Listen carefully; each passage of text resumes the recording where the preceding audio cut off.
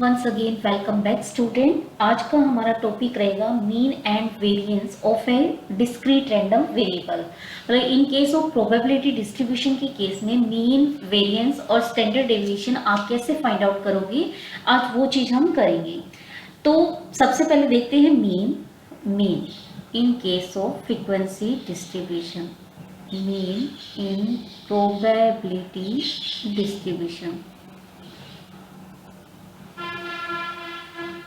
Probability distribution. सही है। Discrete random variable की बात करते हैं तो mean of a discrete random variable क्या होगा। सबसे पहले हमने मीन पढ़ा था। जो मीन था वो किसके बराबर था, म्यू से डिनोट करो, या फिर हमने एक्स बार जो कि हमने सैंपल स्पेस के लिए यूज किया था, और म्यू हमने यूज किया था फॉर द पॉपुलेशन के लिए। तो जो मीन था वो क्या था, समेशन एफ आई इंटू में एक्स आई बाय में टोटल नंबर ऑफ टर्म्स के बराबर था, जहां पर एन जो है total number of term that is summation F I के इक्वल था। सही है। ये था इन case of frequency distribution mean की वैल्यू। क्या अब हम इसको ऐसे लिख सकते हैं, समेशन एफ आई बाय में एन इनटू में क्या लिख सकते हैं, एक्स आई लिख सकते हैं, क्योंकि समेशन के अंदर लेके जाओ एन को या बाहर लेके जाओ कोई फर्क नहीं पड़ना है, क्योंकि ये आई पर डिपेंड नहीं कर रहा है, आई से इंडिपेंडेंट है। अब आप ये देखो एफ आई मतलब कितनी बार रिपीट कर रहा है, बाय में टोटल मतलब टोटल में से वो कितनी टाइम रिपीट कर रहा है, ये आपका क्या होता है, प्रोबेबिलिटी डिस्ट्रीब्यूशन था, पीएमएफ था। तो यानी ये जो चीज है वो बराबर थी पी आई के, पी आई इंटू में एक्स आई के बराबर था। तो जो एफ आई बाय में एन था वो पीएमएफ था, probability mass function P I के बराबर। ठीक है, क्योंकि हम यही करते हैं कि कितनी बार वो रिपीट हो रहा है, बाय में टोटल नंबर ऑफ एलिमेंट से डिवाइड कर देते हैं। तो ये पीएमएफ हो चुका है पी आई एक्स आई। तो जब भी आपको प्रोबेबिलिटी डिस्ट्रीब्यूशन के केस में मीन निकालना हो तो जस्ट आप क्या करोगे, सभी एक्साइज को उनके करेस्पॉन्डिंग पीएमएफ से मल्टीप्लाई कर दोगे और उसे ऐड कर दोगे, वो क्या हो जाएगा, मीन आ जाएगा in case of random variable या in case of probability distribution. अब बारी आई वेरिएंस की। वेरिएंस क्या था, सिग्मा स्क्वायर। याद हो वेरिएंस का मतलब क्या था, जो वेरिएट का डिस्पर्सन हो रहा है, मतलब वेरिएट का dispersion from there mean, mu कह रहे हैं या एक्स बार कह रहे हैं, और उसका स्केयर और उसका फर्क क्या लेना था, अर्थमेटिक मीन लेना था। ये जो था वेरिएंस के इक्वल था। सही है। और इन केस ऑफ फ्रीक्वेंसी डिस्ट्रीब्यूशन बात करें तो साथ में एफ आई भी आ जाएगा। तो ये क्या बन जाएगा, एफ आई बाय में एन, यानी ये हो गया पी आई हो गया, और ये हो जाएगा एक्स आई माइनस में म्यू का होल स्केयर। अब आप इसको खोल सकते हो पी आई, और ये बन जाएगा एक्स आई का स्केयर प्लस में म्यू स्केयर माइनस में क्या हो जाएगा, टू म्यू एक्स आई हो जाएगा। ठीक है, समेशन अलग अलग कर सकते हैं, यानी क्या बन जाएगा, पी आई एक्स आई का स्केयर प्लस में क्या हो जाएगा, समेशन पी आई इंटू में म्यू का स्केयर माइनस में two time of mu X I into में पी आई। अब आप देख सकते हो ये तो एज इट इज हो गया पी आई एक्स आई का स्केयर, लेकिन यहाँ जो म्यू है वो आई से इंडिपेंडेंट हो चुका है, तो म्यू स्केयर बाहर आ गया और ये क्या बचेगा, समेशन पी आई। अगेन ये हो जाएगा टू म्यू और ये हो जाएगा एक्स आई इंटू में पी आई। अब जो पी आई है वो क्या है, प्रोबेबिलिटी मास फंक्शन है। प्रोबेबिलिटी मास फंक्शन में हमने देखा था कि उन सभी की जो प्रोबेबिलिटी मास फंक्शन है उन सबका सम कितना आना चाहिए, 1 आना चाहिए। तो ये सम तो हो गया 1, तो ये क्या बन जाएगा, पी आई एक्स आई का स्केयर प्लस में क्या बन जाएगा, म्यू स्केयर माइनस में एक्स आई पी आई का समेशन अभी अभी निकाला, म्यू होता है तो ये हो जाएगा माइनस का टू म्यू स्केयर, यानी इसकी वैल्यू आ जाएगी समेशन पी आई एक्स आई का स्केयर माइनस में म्यू स्केयर। तो ये आ गया है वेरिएंस, और इसका अगर आप स्क्वायर रूट ले लोगे तो वो क्या बन जाएगा, स्टैंडर्ड डेविएशन। नेक्स्ट अब हम इनसे रिलेटेड कुछ क्वेश्चन करते हैं। तो क्वेश्चन नंबर फर्स्ट दिया है, two cars are drawn successively with replacement. Two cars are drawn, two cars are drawn successively with replacement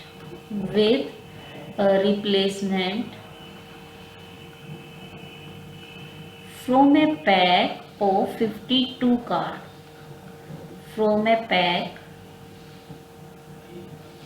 of 52 cards। सही है। क्या कह रहे, find the mean and standard deviation of number of king, find the mean and standard deviation of the number of king, number of king। अब आप ये देखो, सबसे पहले तो आपको देखना पड़ेगा जो x है, रैंडम वेरिएबल, जो डिस्क्रीट रैंडम वेरिएबल है, उसकी रेंज सेट क्या हो सकती है। अब दो कार्ड ड्रॉ किए गए, एक तो मान लो ये पहला कार्ड हो गया और ये दूसरा कार्ड हो गया। अब कहते हैं कि एक तो मीन निकालना और स्टैंडर्ड डेविएशन निकालना है नंबर ऑफ किंग्स के। अब हो सकता है कि आपको दोनों में से कहीं भी आपको किंग ना मिले, मतलब एक तो ले ले x इज इक्वल टू 0, मतलब कोई भी किंग ना हो, ठीक है। और एक हो सकती है x की वैल्यू जो है 1 भी हो सकती है। 1 कब आएगी, या तो पहले में किंग हो या फिर क्या हो जाए, दूसरे में किंग आ जाए। मतलब यहाँ दो केसेस बन जाएंगे, पहले में किंग या फिर दूसरे में कुछ और चीज मिलेगी, या फिर पहले में कुछ और चीज मिल जाए, दूसरे में क्या मिल जाएगा, किंग। तो यानी जो रैंडम वेरिएबल x है उसकी रेंज सेट में 1 भी आ सकता है, ठीक है। अब रेंज सेट में 2 भी आ सकता है, क्योंकि हो सकता है दोनों में क्या हो जाएगा, किंग। तो डिस्क्रीट रैंडम वेरिएबल की रेंज सेट निकाल ली है, जो कि हो गई है 0, 1 और 2 हो गई है, ठीक है। अब आपको सबसे पहले प्रोबेबिलिटी डिस्ट्रीब्यूशन बनाना होगा। प्रोबेबिलिटी डिस्ट्रीब्यूशन याद हो, आपको क्या करना है, P1, P2, P3 निकालना है, यानी PMF निकालना है। PMF हो गया ये Px इज इक्वल टू 0 के करेस्पॉन्डिंग, और ये हो जाएगा x इज इक्वल टू 1 के करेस्पॉन्डिंग, और ये हो जाएगा x इज इक्वल टू 2 के corresponding. x is equal to 0, x is equal to 0 का मतलब हो गया पहले में भी कोई किंग नहीं मिलेगा और दूसरे में भी कोई भी किंग नहीं मिलेगा। अब रिप्लेसमेंट कर दिए, यानी फर्स्ट टाइम में पिक करोगे तब भी 52 में से पिक करोगे, और सेकेंड टाइम में से पिक करोगे तब भी क्या करोगे, 52 में से पिक करोगे, यानी वो एक दूसरे पर डिपेंड नहीं कर रहे हैं, वो इंडिपेंडेंट हैं। तो पहले में से किंग आने के चांसेस 0 कब होंगे, 52 में से कितने चांसेस हो जाएंगे, 52 में से किंग तो कितने, 4 होंगे। अब किंग नहीं होना चाहिए तो कितने बच गए चांसेस, 48 बच गए ना, क्योंकि टोटल जो है किंग है वो होते हैं 4 52 में से, तो किंग नहीं चाहिए, तो कितने कार्ड बच गए, 48 बच गए आउट ऑफ 52, और सेकंड में भी किंग नहीं है, यानी 48 बाय में क्या हो गया है, 52 हो गया है। तो 48 बाय में 52, आई थिंक ये हो गया 12 बाय में 13, और ये भी हो गया 12 बाय में 13। इसको आप सोल्व कर सकते हो, ये हो जाएगा 144 बाय में 169। अब x is equal to 1, x is equal to 1 क्या होगा, पहले में किंग मिल जाए, पहले में किंग यानी 4/52, क्योंकि किंग मिलने के चांसेस कितने, 4/52। दूसरे में किंग ना मिले, यानी 48 बाय में क्या हो गया, 52 हो गया, प्लस दूसरे में हो सकता है किंग ना मिले, और सॉरी पहले में होगा कि किंग ना मिले, और हो सकता है कि दूसरे में आपको क्या मिल जाए, किंग मिल जाए। तो इसको जब आप सोल्व करोगे 12/13, और ये हो जाएगा कुछ आपका 1/13 हो जाएगा, ये भी हो जाएगा 12/13 और 1/13, यानी 24 बाय में 169 आ जाएगा। अब x इज इक्वल टू 2 कब आएगा, जब पहले में भी किंग मिलेगा और दूसरे में भी क्या मिलेगा, किंग मिलेगा, यानी 4/52 इंटू में क्या हो गया, 4/52, यानी 1/13, यानी 1/13 into 1/13, this is equal to 1 by में 169। तो प्रोबेबिलिटी डिस्ट्रीब्यूशन अगर हम बनाएं तो क्या करते हैं, यहाँ x की वैल्यूज लेते हैं और यहाँ इनके करेस्पॉन्डिंग PIs बनाओगे, मतलब आप एक टेबल बनाओगे। तो x हो सकता है 0, 1, 2 होगा। PIs मतलब 0 की करेस्पॉन्डिंग PMF कितना था, 144 बाय में 169, और 1 की करेस्पॉन्डिंग कितना था, 24 बाय में 169, और 2 के करेस्पॉन्डिंग हो गया 1 बाय में 169 हो गया है, ठीक है। ये हो गए एक्साइज हो गए और ये हो गए PIs। ये जो टेबल है ये टेबल क्या होगी, प्रोबेबिलिटी डिस्ट्रीब्यूशन। अब आपको मीन निकालना है, तो मीन के लिए हमने देखा था कि क्या आया था, PI इंटू में x xi हुआ था, और वेरिएंस आपको चाहिए तो pi इंटू में xi का स्क्वायर भी चाहिए, तो this is equal to mu होता था। अब pi इंटू में xi, तो दिस इज इक्वल टू 0, और ये हो गया 24 बाय में 169, और ये हो जाएगा 2 बाय में 169। तो उनका समेशन कर दो, यानी समेशन pi xi जो था, sorry this is not equal to mu, इनका जो समेशन है वो म्यू होता था, इनका समेशन कितना हो जाएगा 26 बाय में 129 हो जाएगा। तो ये आ चुका है, मीन आ गया है। इसको आप सोल्व करोगे, sorry this is not 129, this is 169। तो आप देख सकते हो 13 दूनी 26 और 13 13, यानी 2 बाय में 13 आ चुका है। अब pi इंटू xi स्क्वायर चाहिए, तो xi स्क्वायर 0 हो गया, 0 इंटू भी हो गया, xi स्क्वायर 1 ही रहा, यानी 24 बाय में 169 आ गया। xi स्क्वायर यानी 4 हो गया, 4 बाय में 169, यानी समेशन pi xi स्क्वायर की बात की जाए, pi xi स्क्वायर की बात की जाए तो वो हो गया 28 बाय में 169 हो गया है। ठीक है, अब वेरिएंस की बात थी, तो वेरिएंस कितना होता था pi इंटू में xi का स्क्वायर, उसका समेशन माइनस में मीन का स्क्वायर, तो ये हो गया 28 बाय में 169, और ये था 26 बाय में 169, तो ये कुछ हो गया है, कितना हो जाएगा, आई थिंक ये हो गया 2 बाय में 169 हो गया है। अब आपको क्या निकालना है, सिग्मा निकालना है, तो सिग्मा यानी स्टैंडर्ड डेविएशन निकालना है, तो स्टैंडर्ड डेविएशन क्या होगा, इसका स्क्वायर रूट हो जाएगा 2 बाय में 169। आप कैलकुलेशन देख सकते हो, यहाँ म्यू का स्क्वायर, म्यू स्क्वायर देखोगे तो ये होगा 4 बाय 169 होगा, नॉट 26, सॉरी 4 बाय में क्या हो जाएगा 169, 4 बाय, क्योंकि यहाँ ये म्यू की वैल्यू थी 26 बाय 169, यहाँ मिस्टेक हो गई है, 26 बाय 169 वो थी म्यू की वैल्यू, और म्यू स्क्वायर जो म्यू है यानी 2 बाय 13 था, तो यानी ये आ जाएगा 4 बाय 169 हो जाएगा, तो ये हो जाएगा 24 बाय 169, और सिग्मा यानी स्टैंडर्ड डेविएशन हो जाएगा 24 बाय में 169। नेक्स्ट क्वेश्चन है question number second. Question number second क्या कहता है, सबसे पहले तो आपको प्रोबेबिलिटी डिस्ट्रीब्यूशन बनाना है। फाइंड द प्रोबेबिलिटी डिस्ट्रीब्यूशन किसका, of number of white ball, number of white balls drawn in a random draw of 3 balls but without a replacement from a bag containing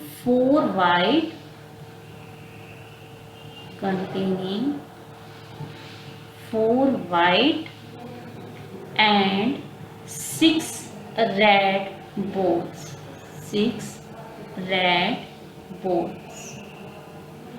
Also find the mean and variance.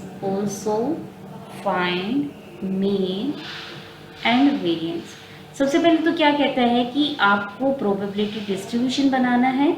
Second आपको क्या करना है, mean और variance निकालना है। अब total ball देखो, total ball कितने, 4 वाइट है और 6 रेड है, यानी टोटल बॉल हो गई है 10 हो गई है, टोटल बॉल हो गई है 10, ठीक है। और वाइट बॉल कितनी है 4, और इन 10 बॉलों में से आपको कितनी बॉल लेनी है, 3 बॉल लेनी है, लेकिन विदाउट रिप्लेसमेंट का केस है, यानी अगर पहले पिक कर लोगे तो फिर 9 रह जाएगी, फिर 9 में से पिक करना है, फिर 8 रह जाएगी, फिर 8 में से पिक करना है, मतलब आपको रिप्लेस नहीं करना है, विदाउट रिप्लेसमेंट का केस है। तो सबसे पहले आपको पता होना चाहिए कि इसका रेंज सेट क्या है। अब हो सकता है कि कोई भी आपको, मतलब आप पहले वाइट बॉल निकालें, दूसरे में बॉल निकालें, तीसरे में बॉल निकालें, हो सकता है तीनों में से कोई भी बॉल वाइट ना हो, यानी एक्स की वैल्यू 0 हो सकती है। एक्स की वैल्यू 1 भी हो सकती है। 1 कब होगी? इसमें वाइट हो, इन दोनों में वाइट ना हो, इसमें वाइट ना हो, इसमें वाइट हो जाए, ठीक है, इसमें वाइट ना हो, इसमें भी वाइट नहीं है, इसमें भी वाइट नहीं है, इसमें वाइट हो जाए, तो यानी 3 केसेस बन सकते हैं 1 के करेस्पॉन्डिंग। अब 2 भी हो सकता है, पहले 2 में वाइट मिल जाए, इसमें वाइट ना मिले, इन 2 में वाइट मिल जाए, लास्ट 2 में वाइट मिल जाए, इसमें वाइट ना मिले, या फिर हो सकता है इसमें वाइट मिल जाए, इसमें वाइट मिल जाए और इसमें वाइट ना मिले, यानी 2 भी हो सकते हैं। और हो सकते हैं कि तीनों की तीनों वैल्यूज, सॉरी, तीनों की तीनों बोल्स क्या हो जाएं? वाइट हो जाएं। तो x की वैल्यू मतलब रेंज सेट में 3 भी आ सकता है। तो आपको पीएमएफ बनाना है, तो P1 is equal to probability x is equal to क्या हो गया? 0। 0 मतलब कोई भी बोल वाइट नहीं है। अब टोटल बोल कितनी है? 10 है। 10 में से वाइट सारी हटानी है हमें, क्योंकि कह रहे हैं कि कोई भी वाइट नहीं होनी चाहिए, यानी 4 हटा दी है। तो कितनी बची? 6 बचेगी, तो यानी 6 बाय में 10 होगी। अब नेक्स्ट में देखो, रिप्लेसमेंट का केस नहीं है, यानी 10 है, 10 में से एक बॉल पिक कर चुके हो, तो 10 में से एक बॉल पिक कर लोगे तो कितनी रह जाएगी? 9 रह जाएगी। और उसमें से आपने यानी कौन सी बॉल पिक की है? रेड बॉल पिक की है, तो रेड बॉल कितनी रह जाएगी? 5, क्योंकि x इज इक्वल टू 0 मतलब कोई भी व्हाइट बॉल नहीं मिल रही, इसका मतलब आपने रेड बॉल पिक की है। तो पहले 6 में से एक पिक कर चुकी हो, अब 5 में से एक और पिक करनी है। अब कौन सी कितनी बचेगी? 8 बचेगी, क्योंकि आपने ये भी उठा लिए, ये भी उठा लिए हैं और इसकी जगह कोई भी बॉल रिप्लेस नहीं किया है। तो पहले 6 थी, अब 5 में से उठानी है, अब आपको किस में से उठानी है? 4 में से उठानी है।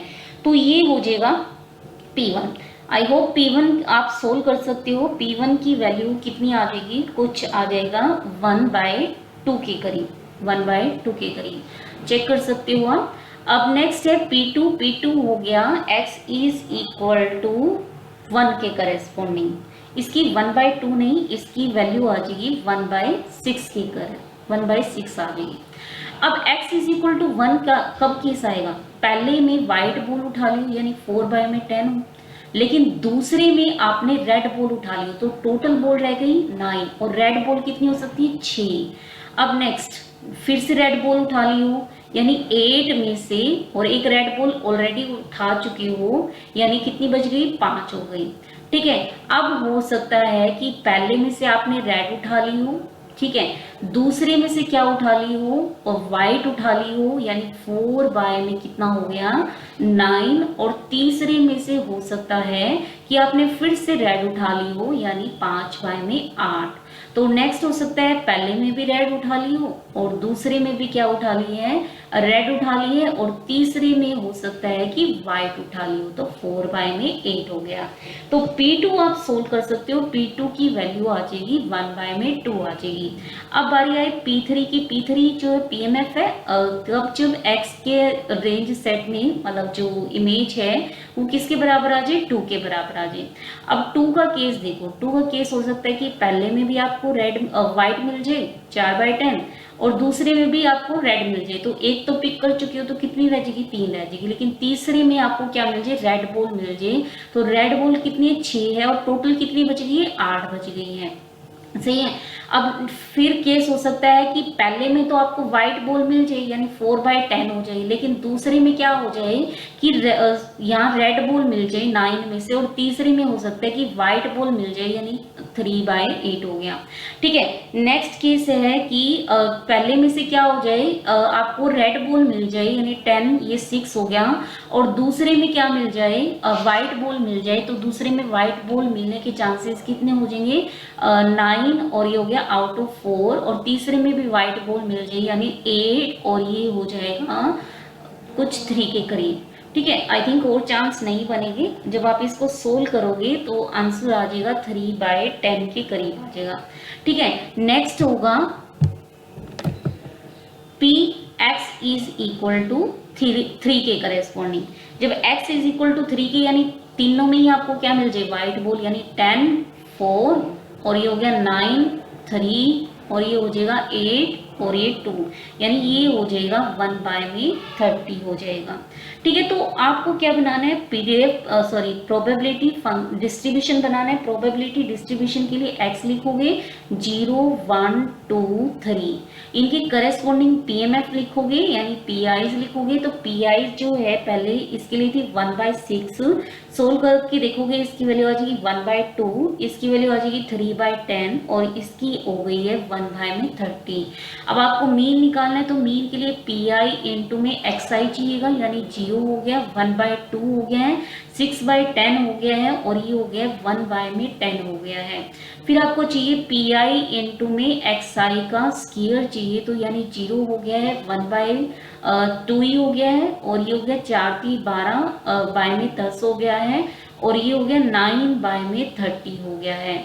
अब जो मीन था, मीन तो था पी आई इंटू में एक्स आई का समेशन हो गया। तो इन सबको आप ऐड कर दोगे, इस सबको जब ऐड करोगे तो आंसर आ जाएगा 6/5। और जब आप इस सबको ऐड करोगे और माइनस में क्या करोगे, यानी P I x I square में से म्यू स्क्वायर घटाओगे तो वो आ जाएगा वेरिएंस आ जाएगा। और जब वेरिएंस को सोल्व करोगे 14/25 आ जाएगा। तो ये थे कुछ examples related to the mean and variance in case of a random variable, in fact discrete random variable. So आज के लिए इतना ही। Thank you students.